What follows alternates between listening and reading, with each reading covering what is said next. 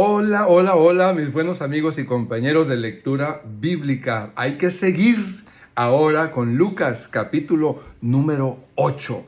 Lucas capítulo número 8. Te invito a seguir las pisadas de Jesús y que Dios nos permita ser liberados, libres de todo el engaño del maligno, del engaño del pecado, del engaño del mundo en el cual vivimos, porque me imagino que mucha gente no sigue a Jesucristo, porque cuando ve la historia, cuando le dicen de la historia, se habla mucho de que la fe religiosa hizo que se mataran estos, mataran aquellos otros, pero no se dan cuenta que fueron los poderosos que engañaron y manipularon a un pueblo bien intencionado. Entonces debemos de ser muy cuidadosos, aprender de la Biblia la enseñanza verdadera de Jesucristo para no caer en ese engaño del pecado y de ese engaño de los poderosos del sistema político y económico en que vivimos y hemos vivido a lo largo de toda la historia. Así que Lucas capítulo número 8. Aconteció después que Jesús iba por todas las ciudades y aldeas, predicando y anunciando el evangelio del reino de Dios, y los 12 con él. Y algunas mujeres que habían sido sanadas de espíritus malos y de enfermedades, María, que se llama Magdalena, de la cual habían salido 7 demonios, Juana, mujer de Chuza, intendente de Herodes, y Susana, y otras muchas que le servían de sus bienes. Aquí vemos que Jesús se deja seguir y llama a mujeres, ¿verdad? Y les enseña inclusive a mujeres, cosa que en aquellos entonces era, de veras, las mujeres eran hechas a un lado, eran un cero a la izquierda, así, tanto en el pueblo judío como en el pueblo romano también. Dice, bueno, juntándose una gran multitud y los que de cada ciudad venían a él, le dijo una parábola. El sembrador salió a sembrar su semilla, y mientras sembraba, una parte cayó junto al camino y fue pisoteada, y las aves del cielo la comieron. Otra parte cayó sobre la piedra y nacida se secó porque no tenía humedad. Otra parte cayó entre espinos, y los espinos que nacieron juntamente con ella la ahogaron. Y otra parte cayó en buena tierra y nació y llevó fruto a 100 por uno. Hablando estas cosas, decía a gran voz: el que tiene oídos para oír, oiga. Y yo lo he interpretado y se los he dicho en otras ocasiones. Eso significa: el que tiene preguntas, pregunte. Pregunte, haga preguntas, sea usted preguntón. Y eso es algo muy importante que tenemos que fomentar en todas las iglesias, en todas. Y no debemos esperar todas las respuestas. Pregunte y pregunte por cientos y miles de preguntas, pero no esperes todas las respuestas, porque nadie tiene todas las respuestas. Por el amor de Dios, tenga compasión de todos los líderes, del pastor de su iglesia, pero seamos preguntones. El que tiene oídos para oír, oiga. Y sus discípulos le preguntaron, diciendo: ¿qué significa esta parábola? Y él le dijo: a vosotros os es dado conocer los misterios del reino de Dios, pero a los otros por parábolas, para que viendo no vean y oyendo no entiendan. Esta es pues la parábola, la semilla es la... y nuevamente, mis amados hermanos, no es que Dios se cierre a entender, sino que les deja la inquietud con las parábolas. Las parábolas dejan la inquietud. La parábola solamente es un poquito de lucecita que se deja, pero la gente debe de acercarse, debe de ir y buscar y preguntar y pedirle a Dios. De eso se tratan las parábolas. Esta es pues la parábola: la semilla es la palabra de Dios, y los de junto al camino son los que oyen, y luego viene el diablo y quita de su corazón la palabra, para que no crean y se salven. Los de sobre la piedra son los que, habiendo oído, reciben la palabra con gozo, pero estos no tienen raíces, creen que por algún tiempo, y en el tiempo de la prueba se apartan.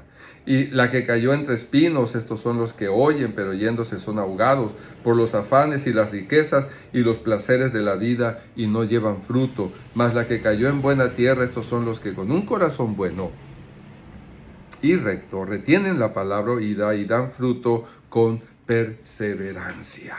O sea, mucha gente escucha la parábola, la escucha el mensaje y avanza un poquito y ahí se acaba. No, hay que seguir adelante, seguir. Eso es lo que quiere Dios. Nadie que enciende una luz la cubre con una vasija ni la pone debajo de la cama, sino que la pone en un candelero para los que entran vean la luz. Porque nada hay oculto que no haya de ser manifestado, ni escondido que no haya de ser conocido y de salir a luz. Mirad pues cómo oís, porque a todo el que tiene se le dará, y a todo el que no tiene, aún lo que piensa tener, se le quitará. ¿Tienes preguntas sobre esto? En tu reunión con tu pastor, con los líderes, servidores, adelante. Entonces su madre y sus hermanos vinieron a él, pero no podían llegar hasta él por causa de la multitud. La mamá, ya José ya no aparece. Y se le avisó diciendo, tu madre y tus hermanos están fuera y quieren verte. No lo seguían. Habían mujeres que seguían a Jesús, pero no la mamá. Habían hombres que seguían a Jesús, pero no sus hermanos, ni sus hermanas. Él entonces respondiendo les dijo, mi madre y mis hermanos son los que oyen la palabra de Dios y la hacen. Oh, tremendo, tremendo. Mi madre y mis hermanos son los que oyen la palabra de Dios y la hacen. Más comentario de eso, voy a seguir leyendo. Aconteció un día que entró en una barca con sus discípulos y les dijo, pasemos al otro lado del lago, y partieron. Pero mientras navegaban, él se durmió y se desencadenó una tempestad de viento en el lago y se anegaban y peligraban. Y vinieron a él y le despertaron, diciendo, Maestro, que perecemos. Despertando él reprendió al viento y a las olas, cesaron y se hizo bonanza. Y les dijo, ¿dónde está vuestra fe? ¿Dónde está vuestra fe? Y atemorizados se maravillaban y se decían unos a otros, ¿quién es este que aún a los vientos y a las aguas manda y le obedece? ¿Quién es este? O sea, con todo esto el Señor estaba modelando la idea que tenían de Jesús. El romano, el centurión, ¿verdad?, que logró, pidió la sanidad para su siervo, tenía una idea. Di la palabra. Ellos como judíos, los discípulos, tenían la idea de que era el Mesías. Pero con todo esto, ¿verdad?, el Señor confrontaba su pensamiento como el tuyo y el mío debe ser confrontado para poder comprender mejor la obra de Dios en nuestras vidas, el reino de Dios entre nosotros. Aleluya. Bueno, y arribaron a la tierra de los Gadarenos, que está en la ribera opuesta a Galilea, en el mar de Galilea, Gadarenos. Al llegar a la tierra, vino a su encuentro un hombre de la ciudad endemoniado.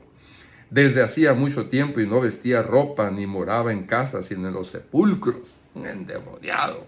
¡Wow! Este al ver a Jesús lanzó un gran grito y postrándose a sus pies exclamó a gran voz. El demonio hablando a través de la boca de este hombre. ¿Qué tienes conmigo, Jesús, Hijo del Dios Altísimo? Lo conocía. Yo en lo personal me pongo a pensar, ¿qué es lo que miraba ese demonio en Jesús? Porque era un espíritu. Entonces, el espíritu demoníaco que había en el hombre miraba al espíritu que había en Jesús. Y lo conocía. Porque el rostro de Jesús, pues en fin, es una pregunta y ponte a pensar en eso. ¿Qué tienes conmigo, Jesús, Hijo del Dios Altísimo? Te ruego que no me atormentes. Porque mandaba al espíritu inmundo que saliese del hombre, pues hacía mucho tiempo que se había apoderado de él. Y le ataban con cadenas y grillos, era muy violento. Pero rompiendo las cadenas era impelido por el demonio a los desiertos. Pobrecito hombre, ¿cómo llegó a ser endemoniado? La verdad es que en la Biblia no tenemos cómo es que hasta niños, jovencitos, y gente adulta llegaron a ser poseídos, dominados por un demonio. Son de las cosas que que creo que no hay una respuesta en la Biblia. Lo que la Biblia nos enseña es rechazar a todo el demonio, desde Adán y Eva. ¿Qué tenía que Eva hablar con la serpiente? ¿Qué tenía? ¿Qué negocio tenía? Sí, también uno solamente rechazarlo y rechazarlo en el nombre de Jesucristo. Y punto. Se acabó.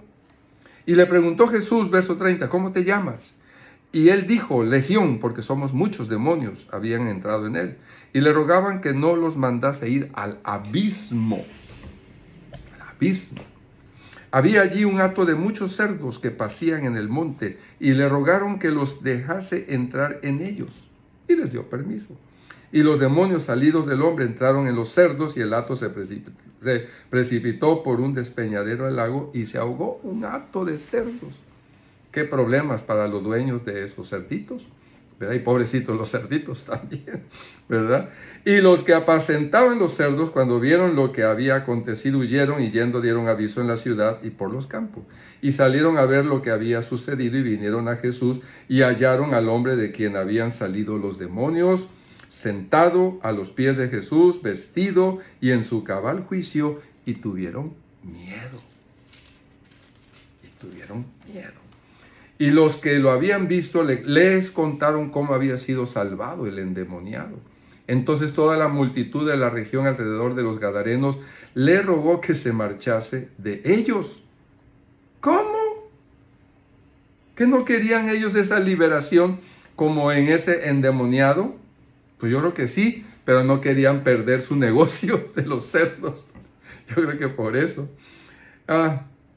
Y Jesús, entrando en la barca, se volvió, pero dejó allí a un misionero predicando en ese lugar. Y el hombre de quien habían salido los demonios le rogaba que le dejase estar con él, pero Jesús le despidió diciendo, vuélvete a tu casa y cuenta cuán grandes cosas ha hecho Dios contigo. Y él se fue, publicando por toda la ciudad cuán grandes cosas había hecho Jesús con él. En ese momento esa ciudad rechazó a Jesús, pero por el testimonio de ese hombre iba a haber gente, personas que iban posteriormente a abrir su corazón a Cristo. Cuando volvió Jesús, le recibió la multitud con gozo porque todos le esperaban. Entonces vino un varón llamado Jairo, que era principal de la sinagoga, y postrándose a los pies de Jesús le rogaba que entrase en su casa. Jairo, un temeroso de Dios, creyente, postrado, entra a mi casa, porque tenía una hija única como de 12 años que se estaba muriendo, y mientras iba la multitud le oprimía. Pero una mujer que padecía de flujo de sangre desde hacía 12 años y que había gastado en médicos todo cuanto tenía y por ninguno había podido ser curada. Una mujer enferma que estaba prácticamente quedándose pobre al gastar todo. Y ella dice, se le acercó por detrás y tocó el borde de su manto, y al instante se detuvo el flujo de su sangre. Esa mujer estaba, nuevamente les comento, las creencias, la enseñanza de los poderosos para manipular a la gente. Pobre mujer siendo manipulada por esas creencias que se le imponía, ¿verdad? Por culpa de un problema físico que tenía de sangrado de sangre. Sin embargo, ella logra ir en contra de esa idea equivocada que le habían metido los poderosos religiosos. Perdón por entusiasmarme tanto, pero esa mujer logró zafarse de esa creencia equivocada, llegar hasta Jesús, ¿verdad? Y entonces Jesús le dijo, ¿quién es el que me ha tocado? ¿Quién me ha tocado? Y esa mujer tocó el borde de su manto. Y negando todos, dijo Pedro y los que con él estaban, maestro, la multitud te aprieta y oprime, y dices, ¿quién es el que me ha tocado? Pero Jesús dijo, alguien me ha tocado porque yo he conocido que ha salido poder de mí. Lo que hace la fe puesta en Jesús. Entonces cuando la mujer vio que no había quedado oculta, vino temblando y postrándose a sus pies, le declaró delante de todo el pueblo por qué causa le había tocado y cómo al instante había sido sanada. Y él le dijo, hija, tu fe te ha salvado, ve en paz. Conoceréis la verdad y la verdad os hará libres.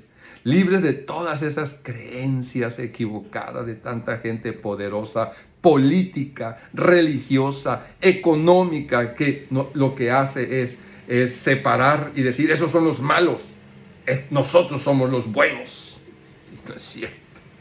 No es cierto. Todos somos malos, todos nos hemos alejado de Dios, dice el mensaje del apóstol Pablo, ¿verdad? Más adelante con mucha puntualidad, pero bueno, eso será leído en otra ocasión. Estaba, verso 49, estaba hablando aún cuando vino uno de casa del principal de la sinagoga a decirle, tu hija ha muerto, no molestes más al maestro. Tremendo. Oyéndolo Jesús le respondió, no temas, cree solamente y serás salva. Cree en mí, cree en mí, cree en mí, cree en Jesús, cree en Dios, que Dios es amor, cree y serás salva. Entrando en la casa no dejó entrar a nadie consigo, sino a Pedro, a Jacobo y a Juan, 3 discípulos, y al padre y a la madre de la niña. Y lloraban todos y hacían lamentación por ella, pero él dijo, no lloréis, no está muerta, sino que duerme. Y se burlaban de él sabiendo que estaba muerta. Mas él tomándola de la mano clamó diciendo, muchacha, levántate. Otro evangelio dice, talita cumi, ¿verdad? Pero aquí no, aquí Lucas nada más dice, muchacha, levántate. Entonces su espíritu volvió e inmediatamente se levantó y él mandó que se le diese de comer. Y sus padres estaban atónitos, pero Jesús les mandó que a nadie dijesen lo que había sucedido. Mi hermano, mi amigo, mi compañero de lectura bíblica, te deseo que esa fe que mueve montañas, esa fe que detiene a tempestades, sea una realidad en tu vida. Esa fe en el Hijo de Dios. Su amor para ti y para mí. Y que no sigamos siendo manipulados por poderosos religiosos, políticos, económicos, gente que utiliza con engaño tantas cosas. Que Dios te bendiga y te guarde y haga resplandecer su rostro sobre ti y tenga de ti misericordia. Nos vemos en la próxima.